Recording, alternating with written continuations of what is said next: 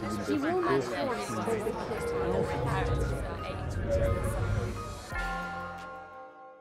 think that might actually be a good starting point to welcome you all to the Taylor Institution and to the launch of our new book in the series of Reformation pamphlets, the Sermon von Ablass und Gnade.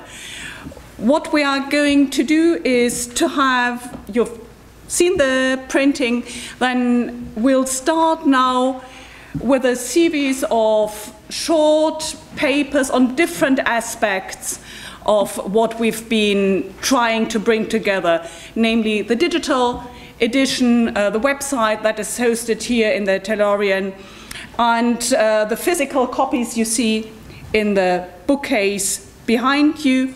So we'll have an introductory talk on the theological background of the Sermon von Ablass und Gnade. And then I'll talk briefly about the production side. Christina Ostermann is going to talk about why these prints are here and with us in the case. And Howard Jones will lead over to the reading at the end by talking about the language, the early modern German of the Sermon and the style. So, first of all, welcome to Emma Huber, who is going to talk about the new website.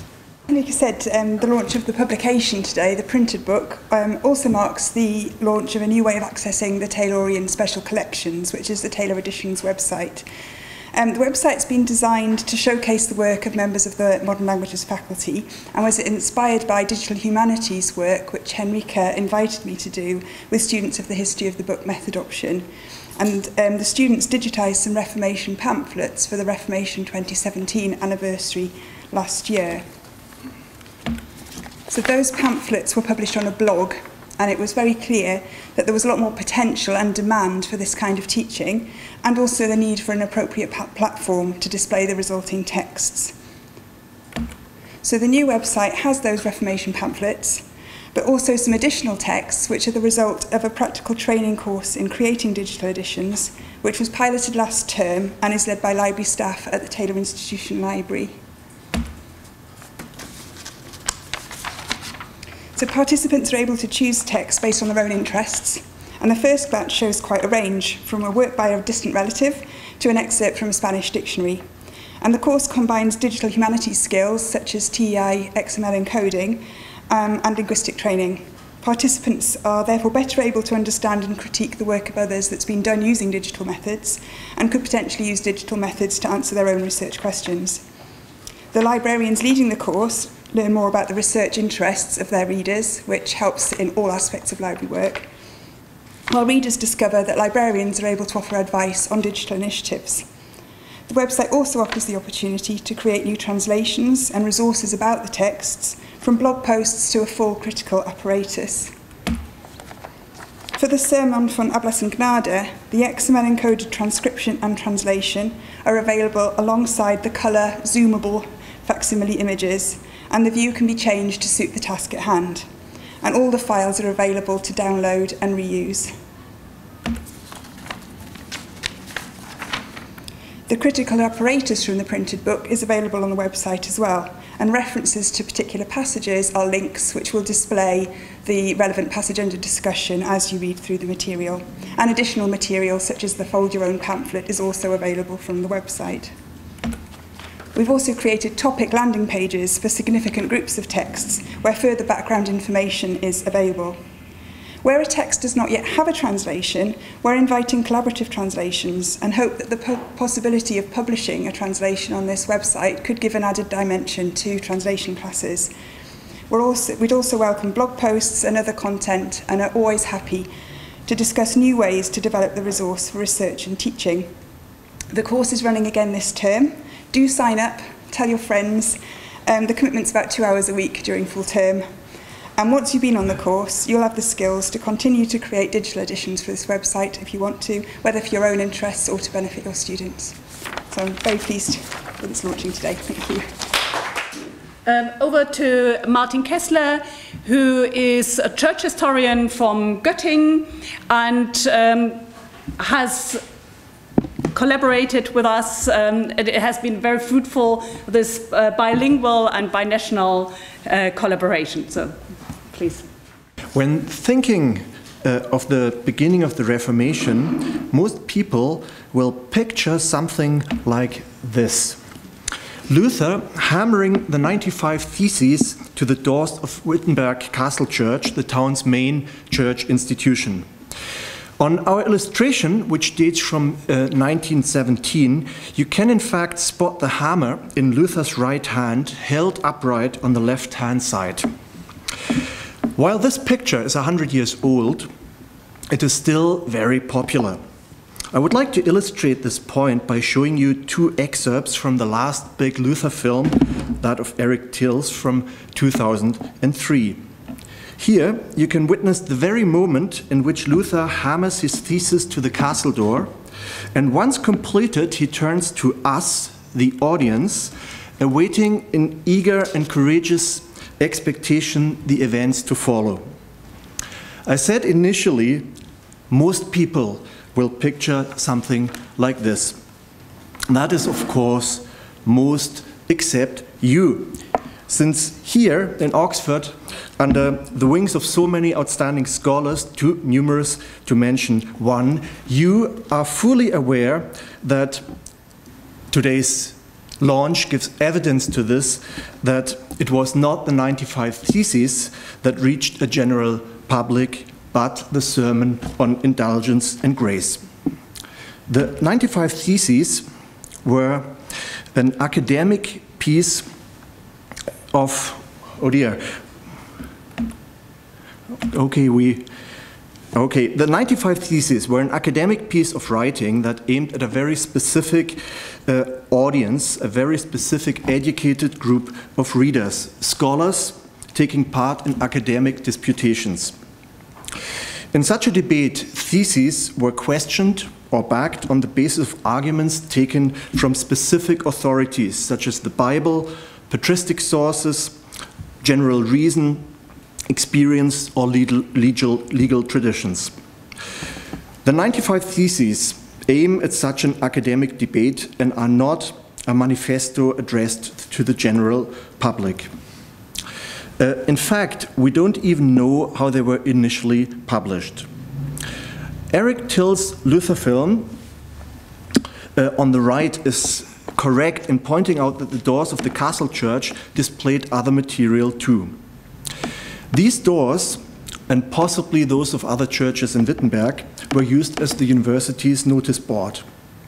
Hence, it is very likely that the theses were put up there, however, not as an exception, but as a standard routine.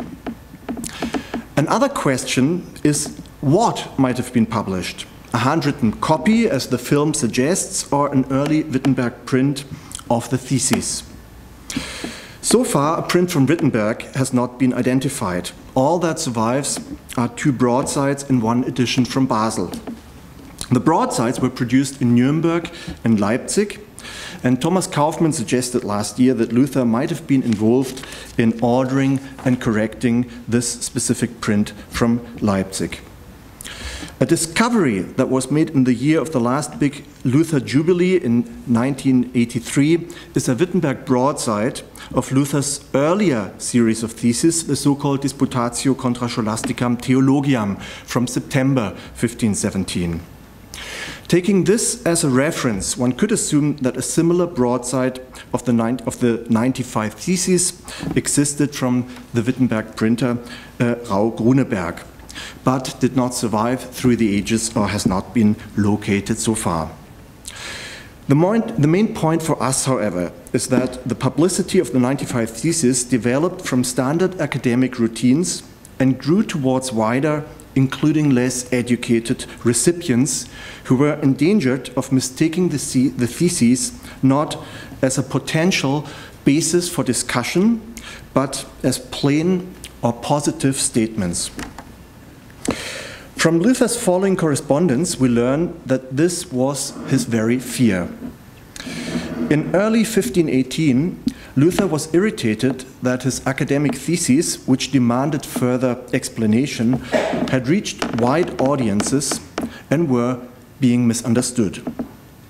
His former Wittenberg colleague, Christoph Scheuerl, who had taken a leading role in making the theses available in the south of Germany, Luther wrote that he would like to suppress those theses which have spread so widely by publishing a vernacular booklet on indulgence. Clearly, this project of fighting the fire of one piece of writing with that of another applies to our sermon. It is this very text that took off like no earlier writing of Luther's. And now, the first edition was indeed printed in Wittenberg in the second half of March 1518. Soon, editions followed in Leipzig, Nuremberg, Augsburg, Basel, and Breslau. A translation in Lower German was printed in Braunschweig. Please note that my arrangement of editions give you a very basic impression of the geographical spread of the editions, which of course is as such pretty useless, but at least entertaining or amusing. Current research counts 24 editions within 2 years and assumes that this number would increase were the known editions studied and compared in more detail.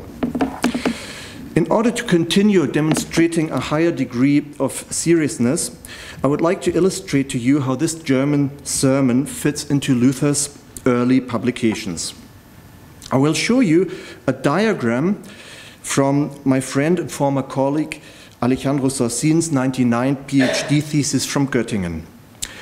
He himself dubs his handwritten presentation style humorously as vintage. I value it as timeless. Our sermon from 1518 falls into the white section in the middle, depicting Luther's German works that were written in German and not translated back from Latin. Our sermon is the first in a series of sermons that deals with topics of high practical relevance to contemporary Christians. Those include the sacraments, the Mass, brotherhoods, but also economical questions such as an ethically acceptable range of interest rates. If you study the contrast between Luther's Latin works in black and his original writings in German, nicely set apart in white, you can witness Luther's Latin works decreasing constantly, while the vernacular publications shoot up, reaching their climax in 1522 and 1523. Again, the sermon on Indulgences and Grace marked the beginning of this development, and it is this writing of Luther that was read and that was first supposed to be read by a huge audience. We recommend it to you too. We all will present various reasons for dealing with this text. I will focus on two aspects. For one, in a nutshell, it offers you a summary of the debate on indulgences in theory and practice. And then it introduces you to that chain of events that form the backbone of the early Reformation. In our introduction, we sum up these two aspects in the first chapter under the heading Theological and Historical Background. I will not attempt to give you a summary of this summary, but I could explain how the article is structured and give you some basic information on both the sermon on Indulgences and Grace and the 95 theses from there. The first point to note is that the chapter does not separate theological from historical aspects, it combines them. It starts off with a practical suggestion. Read the sermon initially and progress to the 95 theses from there. The edition as such, masterminded by Howard Jones and Henrike Lähnemann, takes up this advice and arranges the texts accordingly. Historically, of course, the sermon follows the 95 theses, but the sermon is Luther's, so to speak, first self-explaining text on the topic on indulgences. The 95 theses demand a lot from their readers, who must be well versed in the scholastic teachings and contemporary practice of indulgences. The sermon, to the contrary, introduces the basic terms and questions before discussing their biblical and practical relevance. When looking at the text itself, which you are going to hear in full length later, you will note that it is structured into 20 numbered units, which we refer to as articles, points, or paragraphs. The title Sermon on Indulgences and Grace announces two topics which to some degree structure the text. A table given in the edition shows you that one might consider dividing the sermon into two parts. Paragraphs 1 to 12 deal with indulgences. Paragraph 13 confronts this with a theology of grace before a final summary adds these elements together by offering practical advice to Christians how to best deal with potential offers of indulgence sales. The table as such might be both helpful and pretty obvious. It might be helpful to the readers before actually studying the text. And it might be obvious because it highlights the correspondence between title and content and the tension between contemporary church practices and the positions of Luther. Still, the title Sermon on Indulgences and Grace gives us more than just a preview of the content and the evolving conflict. The combination of the terms indulgences and grace appears in the very document that legally started that famous sale of indulgence in favor of funding the building of St. Peter's Basilica in Rome. In March 1515, Pope Leo X issued a bull, Sacrosanctis, and this document outlines the planned campaign of indulgence sales. It promotes so-called plenary indulgences, which offer complete remission of all sins applied to laymen and clerics alike, dead or alive. The bull describes in great detail the offenses to be dealt with and the applicable financial contributions. Acquirers of indulgences could select the priest to whom they made confessions in order to include the mandatory element of personal regret. This bull set off the campaign in 1515, and in this document we already find the combination of the terms indulgences and grace. Indulgences were accordingly understood as divine benefits or elements from God's grace. Having identified this parallel to the papal bull from 1515, one has to conclude that the title of Luther's sermon does not contain a theological program ingeniously worded. It alludes and refers to established phrases. We might ask if the bull and its terminology was known to the bulk of the people whom Luther addressed with his sermon. In this respect, some great discoveries have been made in recent years. What you can see here is the fragment of a broadside the great Ulrich Bubenheimer discovered in the book cover of a volume in Goslar. Ulrich Bubenheimer is the man whom I call the man with the Midas touch. Whatever comes into his hands turns into gold. He has the ability to note and to understand subtleties others overlooked. In this case, he came across the fragment of a broadside that turned out to be the only known copy of a shortened Latin version of Leo's bull from 1515, used in the campaign roundabout Luther's areas in 1517.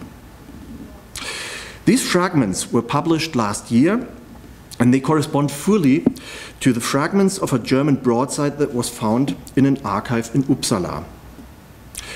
From both documents, we have learned a lot about the publicity of the indulgence sales that moved towards Saxony in 1517. The bull was put up and distributed by Latin and German broadsides, and in fact, by pamphlets which are very similar in their size, their format, and their structure to our sermon. Our edition identifies a text that has been considered missing since 1899. It can be found in Munich and is now also available digitally. The title page got lost, but the surviving second page tells us what we're dealing with. A vernacular summary of Leo's bull, arranged in 22 numbered units, points or paragraphs. The formal correspondence to Luther's sermon is striking. Now, I'm far from suggesting that Luther formed his sermon after the example of this vernacular summary of the Indulgence Bull. But in the light of this source, we have to conclude that the early Reformation's key text, including the 95 Theses and the Sermon on Indulgences and Grace, offer alternative views on similar subjects in very similar printing formats. Luther's texts, hence, might be considered an answer to the promotional publicity of the Bull's summaries. Another indication might back this interpretation: the enormous demand for Luther's texts themselves. When looking into the 95 Theses, we come across a sequence of popular complaints against indulgences. You will find these 10 theses near the end, namely theses 81 to 89, along with the concluding thesis 90. Here, Luther states himself that he goes on to summarize or to quote popular concerns against indulgences. To his own understanding, in these theses, he is neither original nor innovative, but voicing sentiments and positions that could be heard among people when it came to discussing indulgence sales. Hence, the 95 Theses document a certain degree of criticism of contemporary indulgence sales. This corresponds with the research of Wilhelm Ernst Winterhager, historian in Marburg, who challenged the established assumption that the indulgences which were offered enjoyed widespread demand. By comparing the geographical and financial aspects of indulgence sales in the Holy Roman Empire of the German nation around 1500, he noted two significant developments. In the years before Luther issued the 95 Theses, organized indulgence sales had narrowed from empire-wide to territorial campaigns. In big cities such as Nuremberg and Frankfurt am Main, revenues raised by indulgence commissioners fell dramatically in some areas and remained substantial in others. This gave rise to the second development. The territorial campaigns from 1513 onwards shifted their focuses from cities to remoter and more rural areas. The campaign organized by Archbishop Albrecht of Mainz that motivated Luther's criticism falls into this category. When Albrecht negotiated in 1514 the option of becoming Archbishop of Magdeburg, his representatives had strong reservations after the papal side suggested that Albrecht should promote the indulgence campaign as a means of financing the deal. Albrecht's associates had been fully aware of the aversion that this type of campaign was liable to provoke. If our interpretation is right, that the sermon in parts is an answer to the promotional publicity of the papal bull and its summaries, it would also explain the sheer success of Luther's publication. It responds to a huge public campaign by taking up concerns and points of criticism that must have been widespread amongst contemporary Christians. Finally, in Luther's case, we could point out that his territory and other parts of Saxony were led by brothers who had decided to actively prevent the sale in their territory. That is not to say that they opposed to indulgences as such.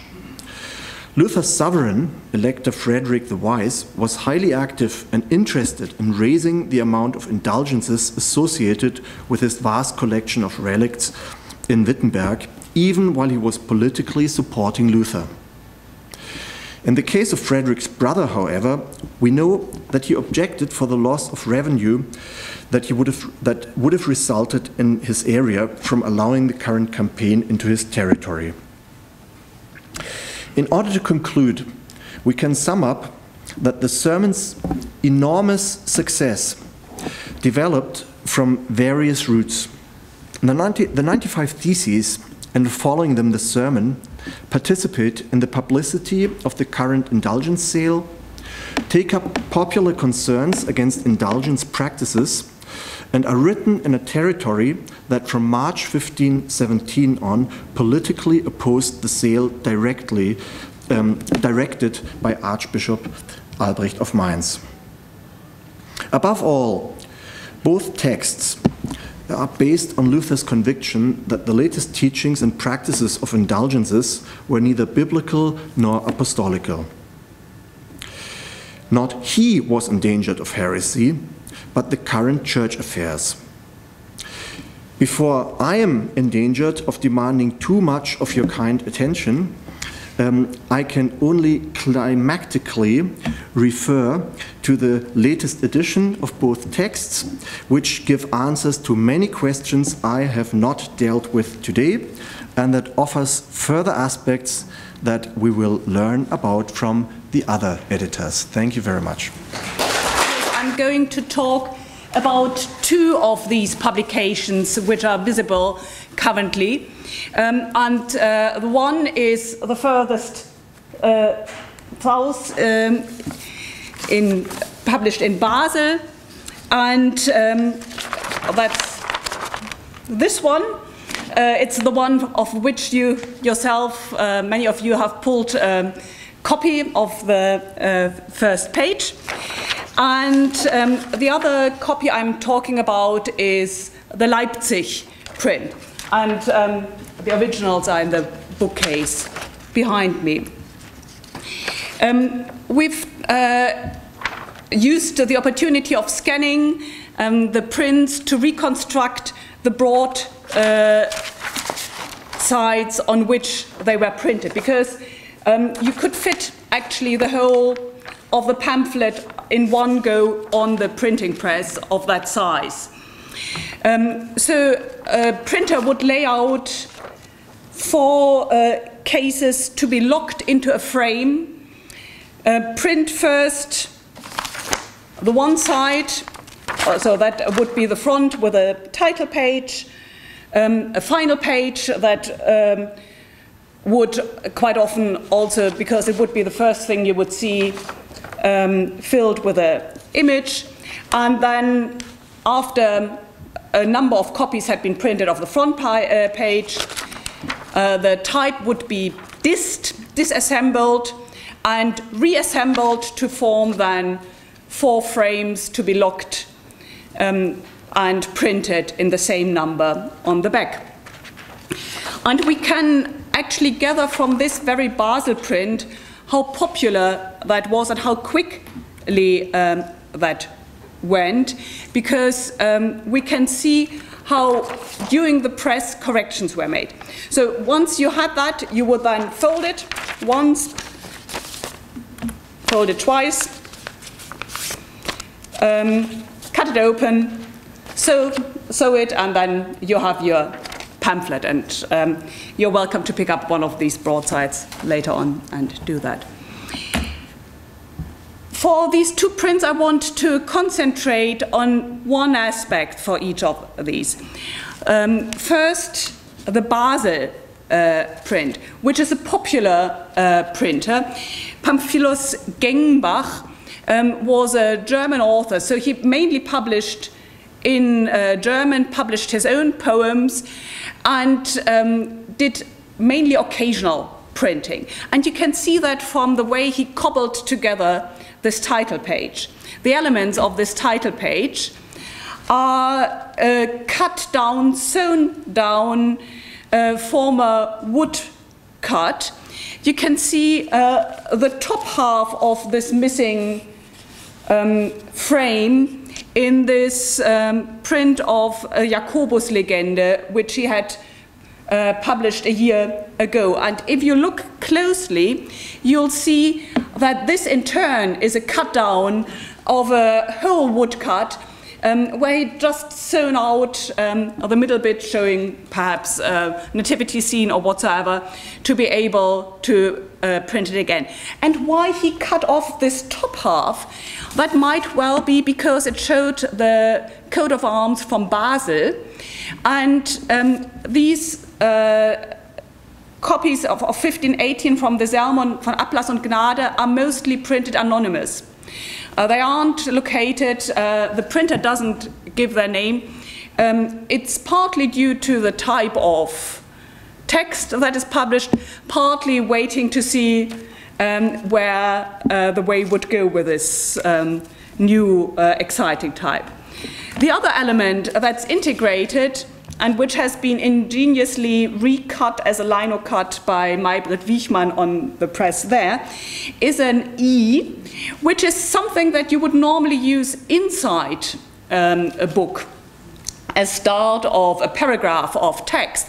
And it's designed for a Roman letter type, while what the German text uses is German black letter type. So it doesn't really fit together. It's really throwing popular elements to be able to, as quickly as possible, print this front page. So what happened was, as you can reconstruct, is that X numbers of this front page were printed, the type was disked, the back page was printed, and while it was printed, it became apparent that it sold like hotcake. The printer went on and printed a much larger number of the back page than he had printed of the front page, which meant he had to go back and re-disk the back side and re-typeset the front page. So the copy from Munich, Staatsbibliothek, you see on the right-hand side, you can try to spot the difference. It's of this second batch of printing, which shares the same back page, so you won't find a difference on this side, but you find, can anybody spot anything?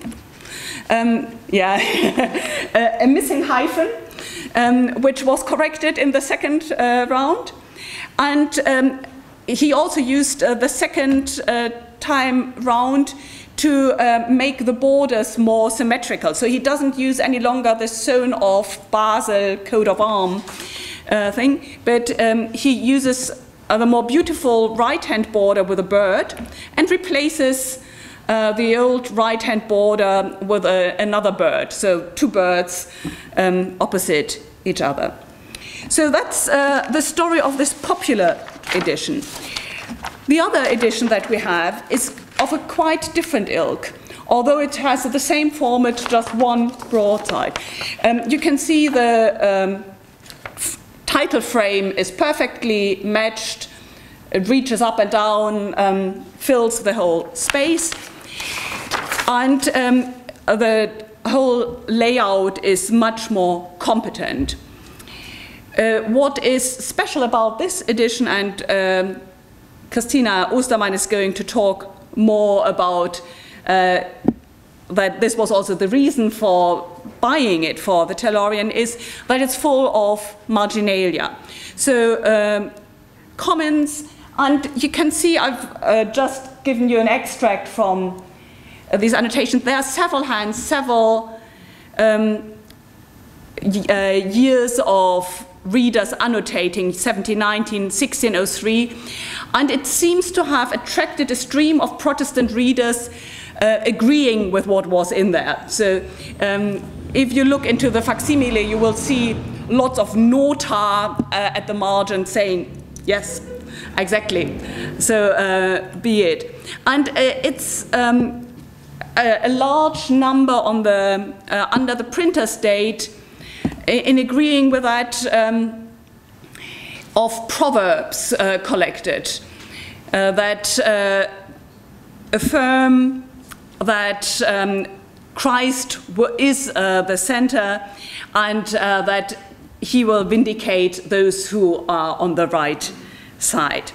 So these annotations are one of the reasons why this copy ended up here, and that's what Christina Ostermann is going. I, for my part, had a closer look at the history of these two prints as items in the Taylorian's collection.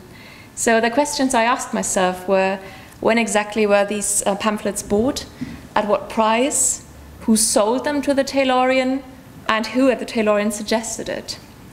At first sight, this may all seem very basic. Why should it be relevant, you may ask? As I'll be trying to show in a minute, tackling these questions can help us to understand the development of the library as a teaching collection and the role of its Reformation pamphlets as teaching material. So to find answers to my questions, I had to do two things. First, take a very close look at both prints. Second, take a trip to the archives.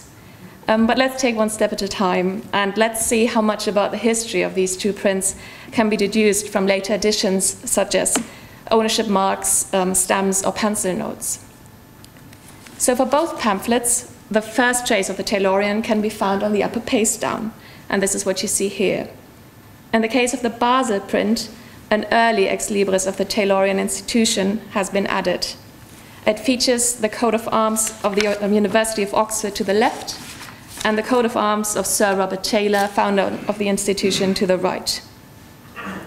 Underneath, a year is added in pencil, 1878. So 1878, how to imagine the Taylorian in that year? The institution had only opened its doors in 1849, so this edition of the sermon was part of the first major acquisition drive of the library. In the early years of the Taylorian, roughly £250 a year was spent on new books because bills for the newly constructed building still had to be paid. In 1874, so 4 years before the pamphlet came to Oxford, Max Müller, Oxford's first professor of comparative philology from 1860, persuaded the curators to allocate an extra sum of £500 to purchase items related to one of his main research areas, so that's the history of language and literature. So Müller's request was successful and led to the acquisition of both incunables and Reformation pamphlets. The Basel edition of the sermon was among these very first pamphlets that came to Oxford at Professor Müller's suggestion. All vouchers and invoices can still be found in the Taylorian's archives. So I looked for those from 1878 and found that the Basel pamphlet arrived at the library on 2nd of December in 1878.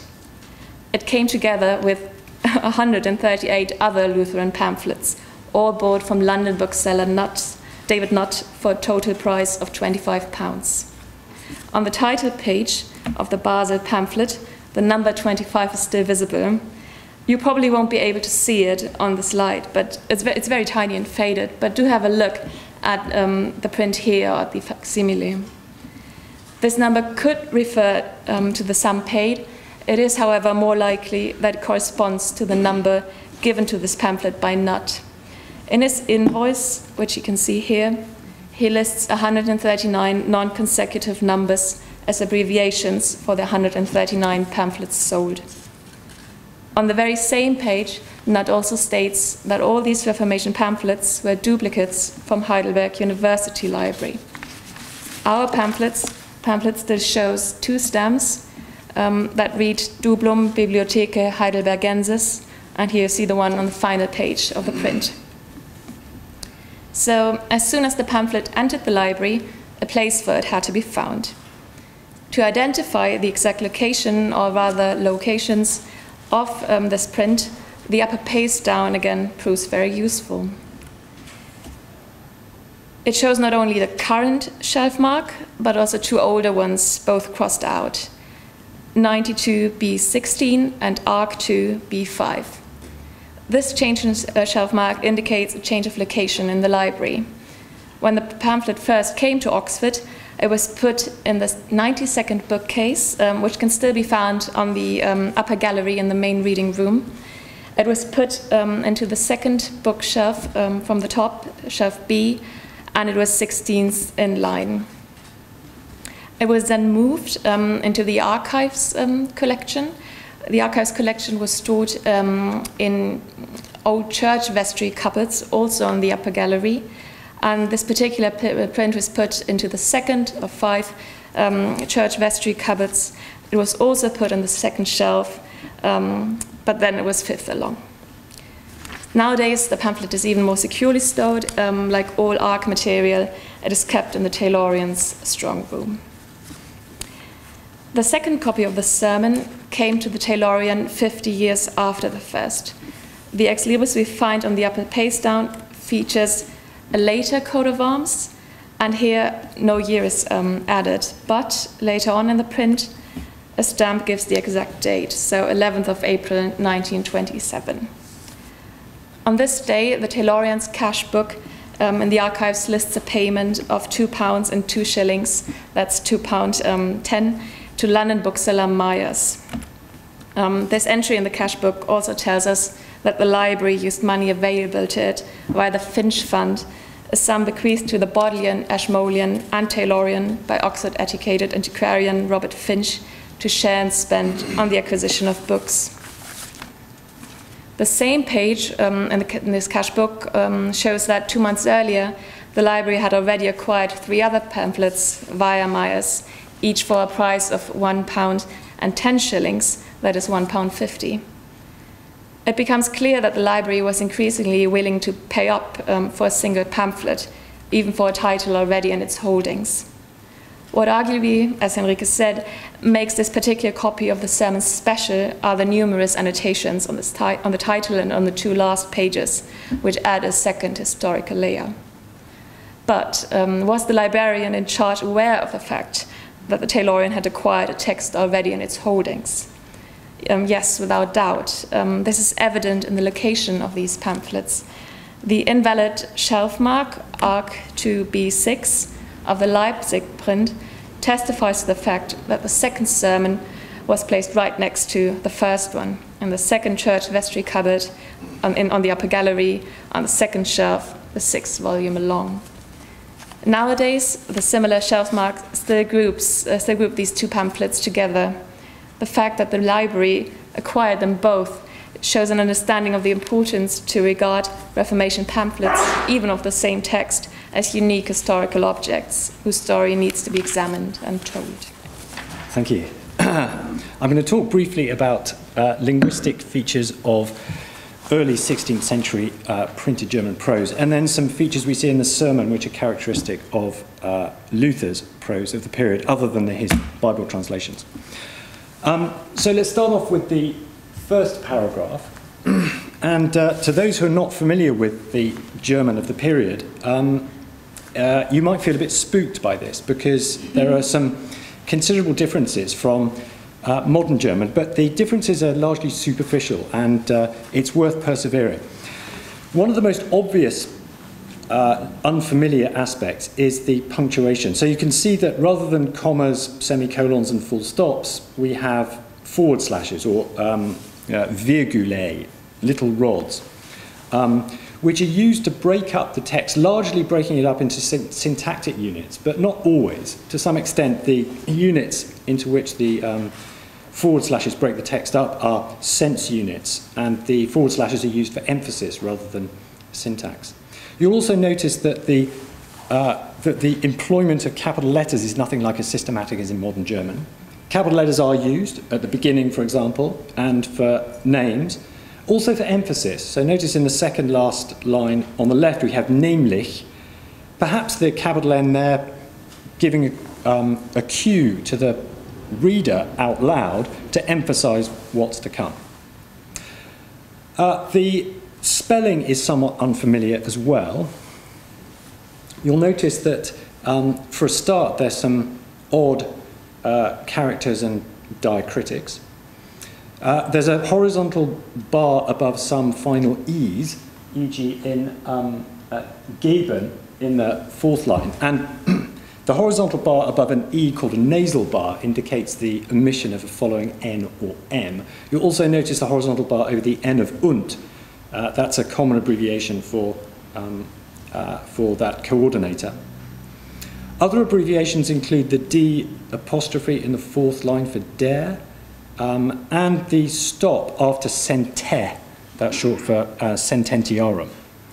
Abbreviations were commonly used, among other things, to make sure that the line fitted on the page and the right-hand side was properly justified. So it was a technique used by compositors to make sure that the text fitted the space available. In the other direction, the compositor sometimes bunged in a few extra letters if more text was needed and the line wasn't long enough. And you find the odd triple N at the end of a word to ensure that that's the case. Some characters which are in odd places, you'll see the CZ at the beginning for ts, rather than TZ or Z. In fact, in later Luther prints, we find TZ or Z. SZ in the fourth line for Puss, that's Busse in modern German. The SZ literally being an SZ, the forerunner of the modern beta-like SZ, which denotes a double S. I and Y are graphical variants, as are V, U, and W, although there are certain patterns which govern the distribution of them, which I won't go into. You'll notice that we have two words towards the end of this little extract, Pus and Peicht, for Busse and Beichter, which start with a P rather than a B. And in fact, I don't think we should take this as an indication of how the words were pronounced by Luther or by the printer in East Central German, where he and the print originated. I think this is a spelling convention which originated further towards the south in East Upper German and affected the appearance of words, even in East Central German text. And we do sometimes find interference in the spelling between different dialect areas, even though the pronunciation might not have been affected. You'll also notice an odd TH in the last word in that extract, Genugtuung. And TH often appeared for T in texts of this period in German, supposedly under humanist influence. And the idea was that there were certain German words which had Greek cognates, and the cognates in Greek were spelt with theta. And in an attempt somehow to preserve the etymology of the word, a TH would be used in the German word to reproduce something of the supposed Greek forerunner.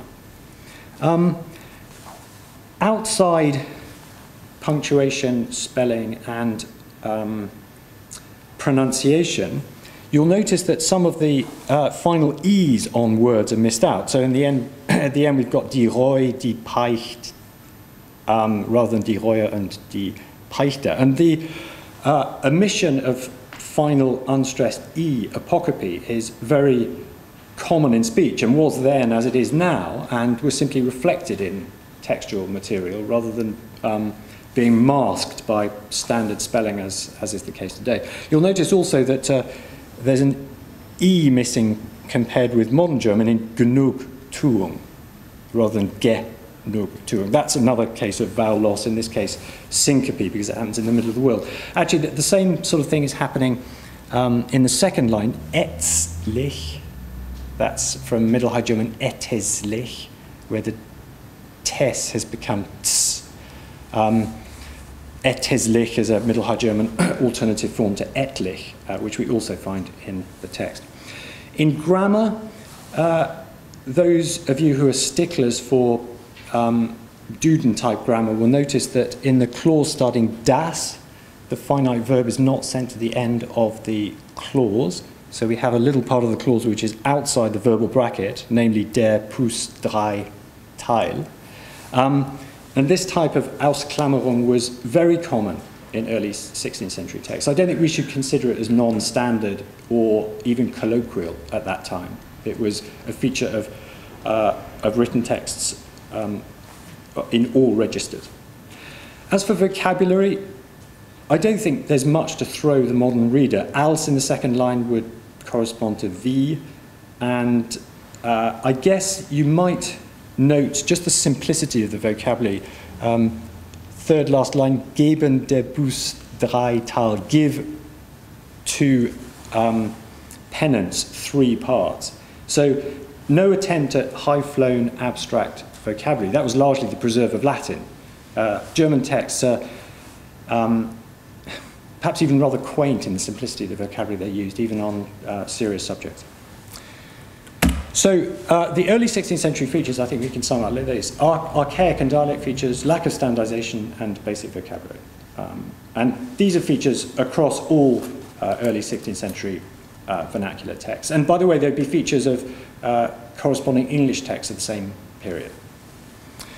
Turning to Lutheran features, I list in our edition 6 features which occur in the sermon and which become hallmarks of Luther's style. I'm going to focus on 3 of them: simplicity, density, and invective. So Luther sometimes sets out his points in disarmingly simple language. In the 3rd point of the sermon, what he's saying is that satisfaction, one of the 3 parts of penance that was mentioned in the first part, is further divided into 3 parts. And he takes each of those 3 parts and he simply lists the components of them. And in doing so, he creates something which is rather similar to modern bullet points. Extremely simple points, expressed in extremely simple language, with no subordination whatsoever. It could hardly be clearer. And it's tempting to think that simplicity is a hallmark of Luther's style throughout, but that's certainly not the case. Some of Luther's German prose is extremely dense, and I'll give you an example here. When we get to point 8, Luther is making the following argument. He's allowing that indulgences can take away or remit punishment which has been imposed by the church. And they are the same punishments that he's been enumerating earlier: doing good works, almsgiving, that sort of thing. So he allows that. He also acknowledges that there are certain God-given punishments, but those God-given punishments can only be remitted by God. Okay? So they can't be remitted by indulgences. So he makes the point here that his opponents are imagining that there is some 3rd type of punishment, which is neither the church-imposed punishment which is referred to earlier, nor is it the God-given punishment which can only be forgiven by God. It is some other punishment which no one has ever heard about. It doesn't even have a name, and which indulgences are somehow magically meant to forgive. And so in this point 8, we have a reference to supposed punishment, dieselbe gedunkte Pein, the punishment that his opponents are imagining can be forgiven by indulgences. We have the punishment just mentioned, which is the genuinely God-imposed punishment that only God can forgive. And then we have the good works referred to earlier. So in terms of content, this is a very dense point. So therefore, it is impossible to give a name to that supposed punishment, the one he doesn't think exists, and no one knows what it is, if it is not the punishment just mentioned, namely the one that only God can forgive, nor the works mentioned earlier, which are church-imposed and which the church can forgive. And not only is the content very dense, but the grammar is also very dense as well. And if you look at the German on the left-hand side, we have this, zum Achten, as the 8th point. Der halben so, which basically means deswegen also. Two ways of saying therefore. Well, the first, der halben, is really summative. He's summarizing the implications, or he's summarizing the content of the first 7 points. So, now then. Then the second so is an adverb meaning therefore, so it's a logical therefore. Kann man derselben gedunkten Pein keinen Namen geben? So, can man, to the same supposed punishment, no name give? So it's impossible to give a name to that supposed punishment. Weiß auch niemand, was sie ist. Nor does anyone know what it is. So, meaning if or when in this case, if it is not the punishment just mentioned, so sie diese Straf nicht ist, nor the good works referred to above. Auch die guten obgenannten Werk nicht ist. So we have the crux of the first part of the sermon, which is the destructive part, where he's trying to demolish the arguments about the effectiveness of indulgences, all contained in an extremely tight point. Luther is known for his invective. He certainly wasn't the only writer of his time to engage in disparaging remarks. Not at all. In fact, it's remarkable how widespread rudeness is at the time. And you only have to read Luther's letters to his wife and look at the names that they both used for their children to know that extremely rude language was used playfully at that time. It's so rude, in fact, that I daren't repeat those words, either in English or in German. So I think there's a playfulness about invective which we don't appreciate these days. Nonetheless, Luther uses more of it than even his opponents, according to statistical studies.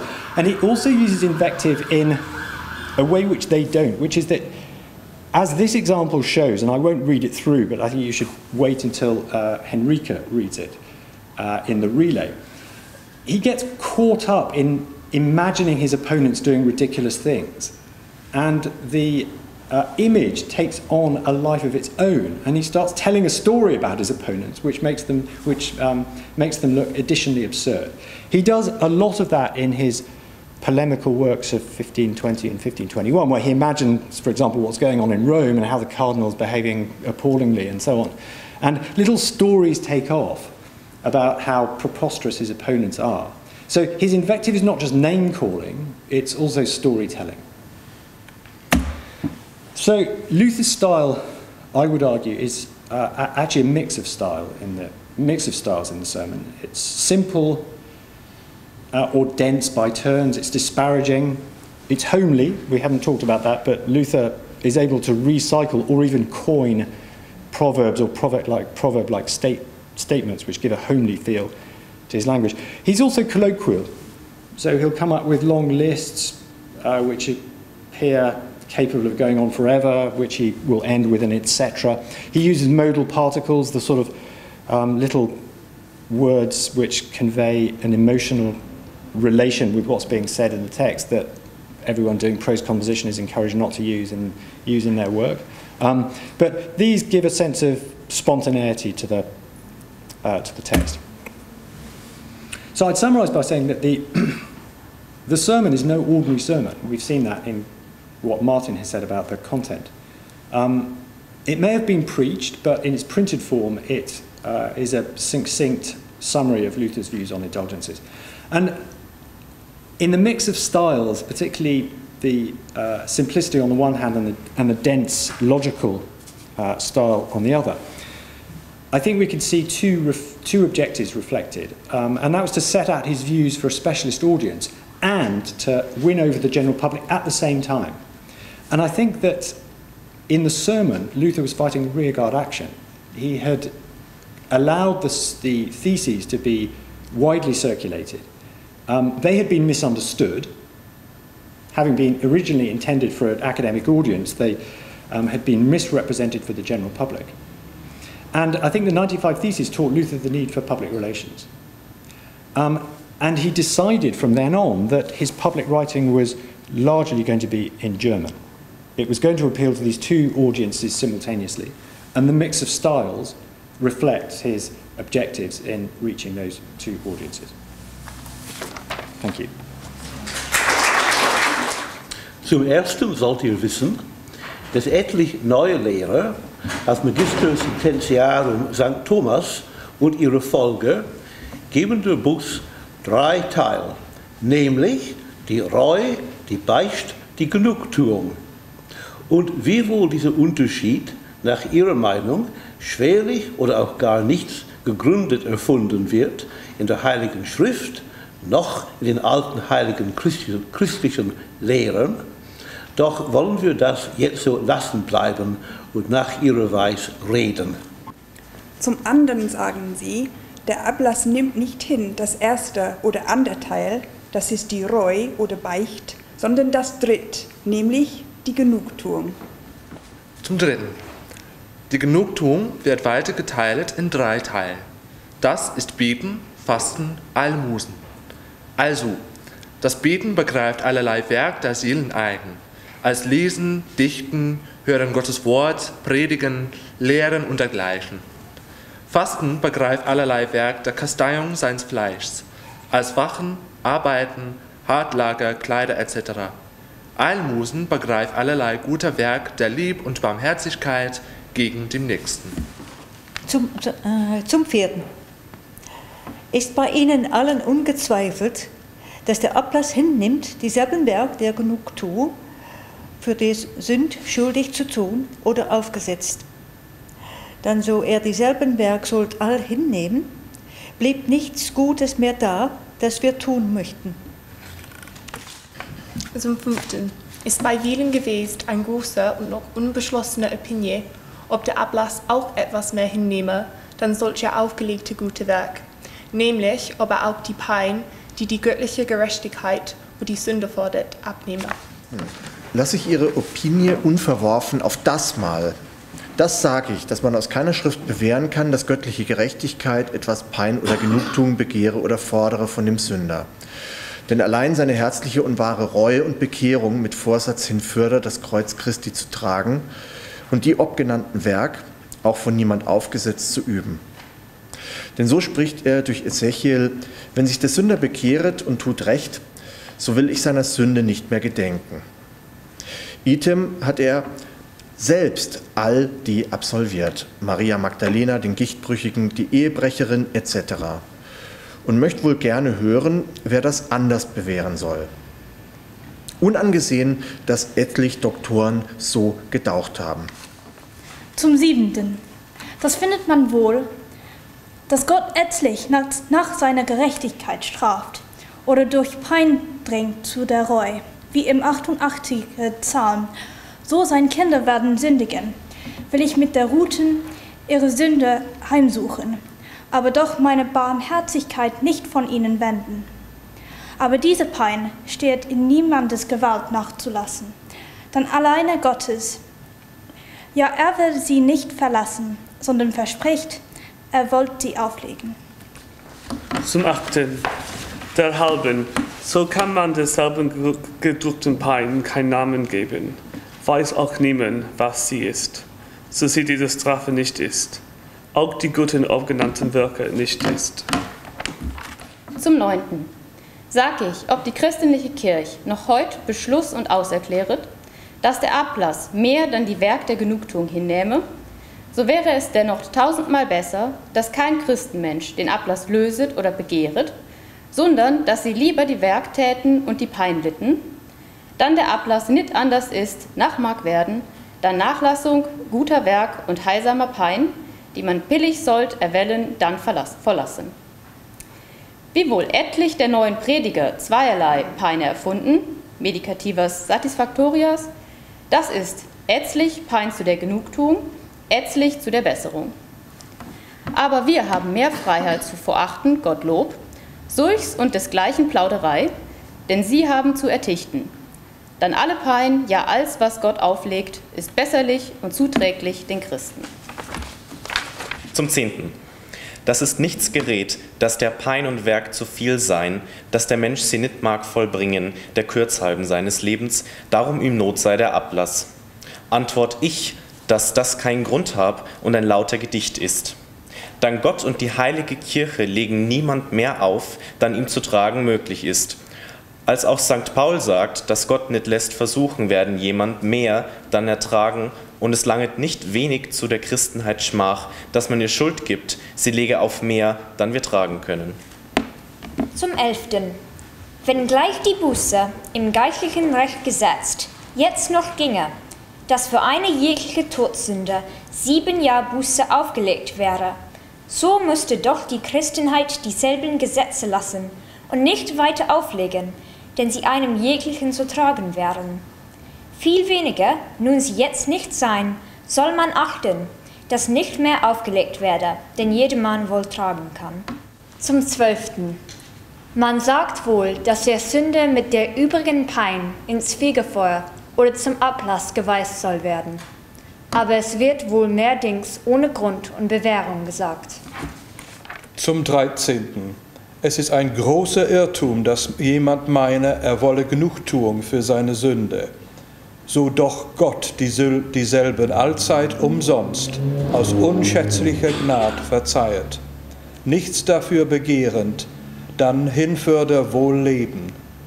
Die Christenheit fordert wohl etwas, also mag sie und soll auch dasselb nachlassen und nichts Schweres oder Unträgliches auflegen. Zum 14. Ablass wird zugelassen, um der unvollkommenen und faulen Christen willen, die sich nicht wollen kecklich üben in guten Werken oder unleidlich sein.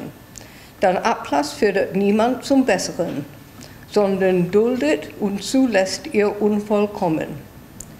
Darum soll man nicht wieder das Ablass reden, man soll aber auch niemand dazu reden. Zum 15. Viel sicherer und besser tät der lauter um Gottes Willen gebe zu den Gebäude Sancti Petri oder was sonst genannt wird, denn dass er Ablass dafür nehme. Denn es fährlich ist, dass solch Gabe um des Ablasses willen und nicht um Gottes Willen gibt. Zum 16. Viel besser ist das Werk einen Dürftigen erzeigt, denn das zum Gebäude geben. Wärt auch viel besser dann der Ablass dafür gegeben, denn wie gesagt, es ist besser ein gutes Werk getan, denn viel nachgelassen. Ablass aber ist Nachlassung viel guter Werk oder ist nicht nachgelassen. Ja, dass ich euch recht unterweise, so merkt auf, du sollst vor allen Dingen, wie der St. Peters Gebäude noch Ablass angesehen, deinen nächsten Armen geben, willst du etwas geben. Wann es aber dahin kommt, dass niemand in deiner Stadt mehr ist, der Hilfe bedarf, dass ob Gott will nimmer geschehen soll, dann sollt du geben, so du willst, zu den Kirchen, Altaren, Schmuck, Kelch, die in deiner Stadt sein. Und wenn das auch nun nicht mehr Not ist, dann allererst, so du willst, magst du geben zu den Gebäuden St. Peters oder anderswo. Auch sollst du dennoch nicht das um Ablass willen tun, denn St. Paul spricht, wer seinen Hausgenossen nicht wohl tut, ist kein Christ und ärger dann denn ein Heide. Und halt's dafür frei, wer dir anders sagt, der verführt dich. Oder sucht je dein Seel in deinem Beutel und fünde er Pfennig darinne, das wäre ihm lieber dann alle Arten von Seelen. So sprichst du, so werd ich nimmermehr Ablass lösen.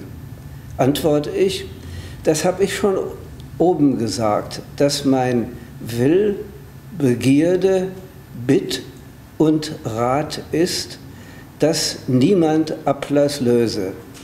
Lass die faulen und schläfrigen Christen Ablass lösen. Gang du für dich. Zum 17.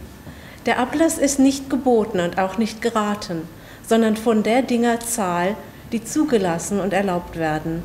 Darum ist es nicht ein Werk des Gehorsams, auch nicht vordienstlich, sondern ein Auszug des Gehorsams. Darum, wiewohl man niemand wehren soll, den zu lösen, so sollte man doch alle Christen davon ziehen und zu den Werken und Peinen, die du nachgelassen, reißen und stärken. Zum 18. Ob die Seelen aus dem Fegfeuer gezogen werden durch den Ablass, weiß ich nicht und glaub das auch nicht. Wiewohl das ätzlich Neudotores sagen, aber es ist unmöglich zu bewähren. Auch hat es die Kirche noch nicht beschlossen. Darum zu mehrerer Sicherheit, viel besser ist es, dass du vor sie selbst bittest und wirkst, denn dies ist bewährter und ist gewiss. In diesen Punkten habe ich nicht Zweifel und sind genugsam in der Schrift gegründet. Darum sollt ihr auch keinen Zweifel haben. Und lasst Doktores Scholasticus sein. Sie seien also nicht genug mit ihren Opinien, dass sie eine Predigt befestigen sollten. Zum 20. Ob ätzlich mich nun wohl ein Ketzer schelten, den solch Wahrheit sehr schädlich ist im Kasten, So acht ich doch solch Geplärre nicht groß, sintemal das nit tun, dann ätzlich finster Gehirne, die Biblien nie gerochen, die christlichen Lehrer nie gelesen, ihr Eigenlehrer nie verstanden, sondern ihren löcherdichten und zerrissenen Opinien viel nah verwesen. Denn hätten sie die verstanden, so wüssten sie, dass sie niemals sollten lästern, unerhört und unerwunden. Doch Gott geb ihnen und uns rechten Sinn. Amen. Die sich beteiligt haben, auch die Taylorian hat fantastisch hier zusammengearbeitet. Man sah das zwischendurch bei Emma Hubers Präsentation. So many thanks to everybody who was involved in the reading, in the translation, in the edition, in providing the support, also to the filming team behind the scenes. You will be able to re-watch the reading. You are now able to look once more at the original pamphlets and to get your copy of the Fold Your Own pamphlet or of the new edition. So welcome to stay, have another drink and admire the pamphlets. Thank you.